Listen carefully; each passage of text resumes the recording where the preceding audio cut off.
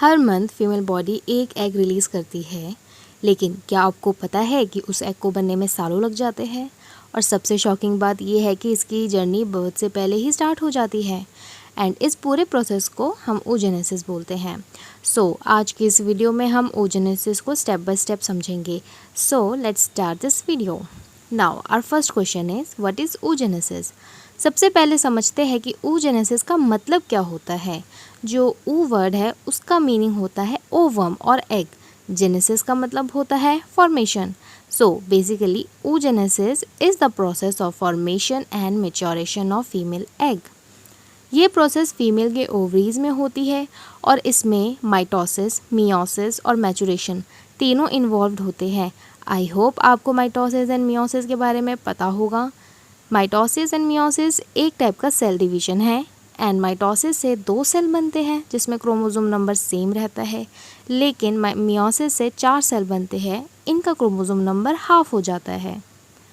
एक और बात, ओवम जिस सेल से बनता है उसे ओगोनिया बोलते हैं।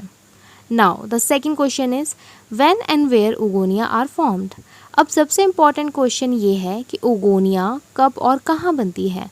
जब फीमेल फीटस मदर के वूम में डेवलप हो रही होती है तब कुछ स्पेशल सेल्स जिन्हें हम प्रिमोर्डियल जर्म सेल्स कहते हैं एम्ब्रियो के ओवरी में जाके माइग्रेट करती हैं। ये सेल्स रैपिडली माइटोसिस करती है और हज़ारों ओगोनिया बना देती है। फीटस के पास मिलियंस ऑफ ओगोनिया होते हैं, बट आगे जाकर बर्थ के बाद इनमें से सिर्फ 60,000 से 80,000 ओगोनिया ही बच जाते हैं और बाकी सब डिजेनरेट हो जाता है। और रिप्रोडक्टिव लाइफ में सिर्फ 400 से 500 एग्स ही ओवल्यूट करते हैं। और ओगोनिया के बनने का प्रोसेस फीटल लाइफ यानी कि बर्थ से पहले ही कंप्लीट हो जाता है ना शॉकिंग बात।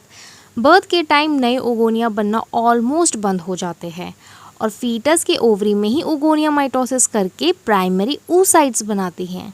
यानी every girl is born with a fix number of primary oocytes। Now our next question is how oogonia become ovum।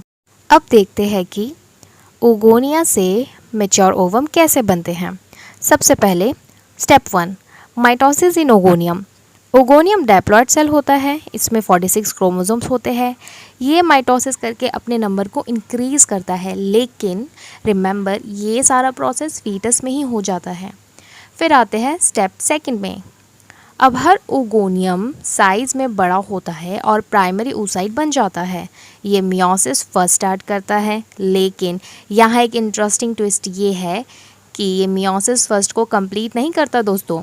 ये प्रोसेस फर्स्ट में ही अरेस्ट हो जाता है और इसी स्टेज पर फीमेल बेबी का बर्थ होता है। बर्थ के टाइम ओवरीज में प्राइमरी oocytes ही प्रेजेंट होते हैं। देन स्टेप 3 प्यूबर्टी, जब लड़की किशोर अवस्था में होती है। नाउ प्यूबर्टी के बाद हर मेंस्ट्रुअल साइकिल में कुछ प्राइमरी oocytes ग्रो करना स्टार्ट करती है, लेकिन जनरली सिर्फ एक ही डोमिनेंट फॉलिकल सर्वाइव करता है। अब जैसे हमें पता है कि बर्थ के बाद प्राइमरी oocyte प्रोफेस फर्स्ट में ही रुक जाता है, बट प्यूबर्टी आने पर ये प्राइमरी oocyte मियोसिस फर्स्ट को कंप्लीट कर लेता है एंड इसका रिजल्ट ये होता है कि 2 अनईक्वल सेल्स बनते हैं। एक बड़ा सेल बनता है जिसे सेकेंडरी oocyte बोलते हैं और एक छोटा सेल बनता है जिसे फर्स्ट पोलर बॉडी बोलते हैं। पोलर बॉडी का फंक्शन मेनली एक्स्ट्रा क्रोमोसोम को रिमूव करना होता है। इसके बाद आते हैं स्टेप 4 पे, सेकेंडरी oocyte। ये इमीडिएटली मियोसिस सेकेंड स्टार्ट करता है, लेकिन ये फिर से रुक जाता है। इस बार अरेस्ट होता है मेटाफेज सेकेंड स्टेज पर। मतलब प्यूबर्टी के बाद प्राइमरी oocyte सेकेंडरी oocytes बनाता है, बट फिर से सेकेंडरी oocyte में वो मेटाफेज सेकेंड में रुक जाता है और इसी स्टेज में एग ओवल्यूशन के टाइम पर सेकेंडरी oocyte रिलीज करता है, वो भी बिना मियोसिस सेकेंड को कंप्लीट करे। दोस्तों याद रखना आप इस पॉइंट को। अब आते हैं लास्ट स्टेज पे, दैट इज़ आर फर्टिलाइजेशन। अगर स्पर्म एग से फर्टिलाइज नहीं करता तो सेकेंडरी oocyte डिजनरेट हो जाता है और बिना मियोसिस सेकेंड को कंप्लीट करे ही पीरियड्स के थ्रू बॉडी से बाहर निकल जाता है। लेकिन अगर फर्टिलाइजेशन हो जाए तब मियोसिस सेकेंड कंप्लीट होता है और फाइनली बनता है एक मैच्योर ओवम और एक सेकेंड पोलर बॉडी। इसी मैच्योर ओवम को फीमेल गैमेट कहते हैं।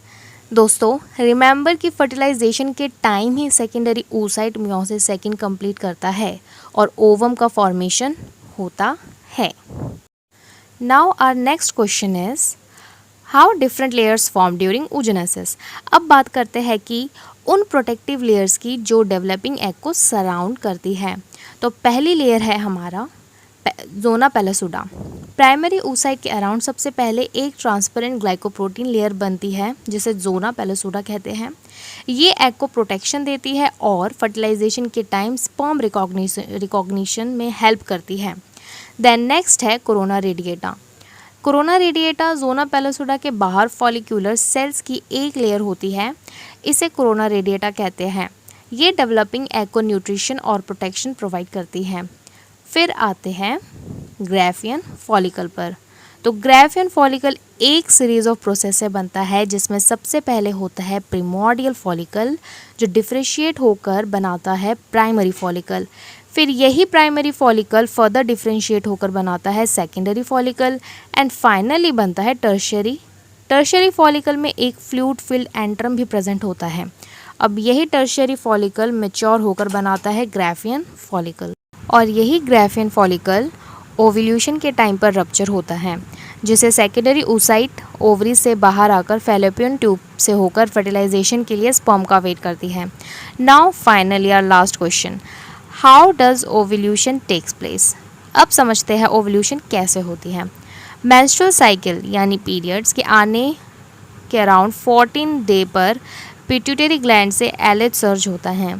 ये LH surge mature Graafian follicle को रप्चर कर देता है। रिजल्ट ये होता है कि सेकेंडरी oocyte जो कोरोना रेडिएटा से कवर्ड होता है ओवरी से रिलीज़ हो जाता है। इसी प्रोसेस को ओव्यूलेशन कहते हैं। रिलीज़ होने के बाद एग फैलोपियन ट्यूब में एंटर करता है। यहीं पर फर्टिलाइजेशन के चांसेस सबसे ज़्यादा होते हैं। फर्टिलाइजेशन के होते ही मियोसिस सेकंड भी कंप्लीट हो जाता है और फाइनली जाइगोट फॉर्म होकर एक नई लाइफ को जन्म देती है। तो ये है हमारा पूरा oogenesis का प्रोसेस। थोड़ा कॉम्प्लिकेटेड है बट अगर एक एक स्टेप को समझा जाए तो समझने में आसानी हो जाती है। Now let's come to the part summary. चलिए अब पूरा oogenesis सिर्फ 1 मिनट में रिवाइज करते हैं। oogenesis means formation of female gamete. Oogonia foetal life में बनती है। Third point, oogonia primary oocyte में फॉर्म होता है। फोर्थ, प्राइमरी oocyte बर्थ से पहले प्रोफेस फर्स्ट में अरेस्ट हो जाता है। फिफ्थ, प्यूबर्टी के बाद मियोसिस फर्स्ट कंप्लीट होता है। सिक्स्थ, सेकेंडरी oocyte और फर्स्ट पोलर बॉडी बनते हैं। Seven, secondary oocyte metaphase second में अरेस्ट होता है। एट्थ, ओवल्यूशन के टाइम वही सेकेंडरी oocyte रिलीज होता है। नाइन्थ, फर्टिलाइजेशन होने पर मियोसिस सेकेंड कंप्लीट होता है। एंड टेंथ, मैच्योर ओवम और सेकेंड पोलर बॉडी बनते हैं। और बस इसी कंप्लीट जर्नी को हम oogenesis कहते हैं। अगर वीडियो हेल्पफुल लगी हो तो लाइक ज़रूर करें, चैनल को सब्सक्राइब करें और कमेंट्स में बताएं कि अगला टॉपिक किस चैप्टर से चाहिए।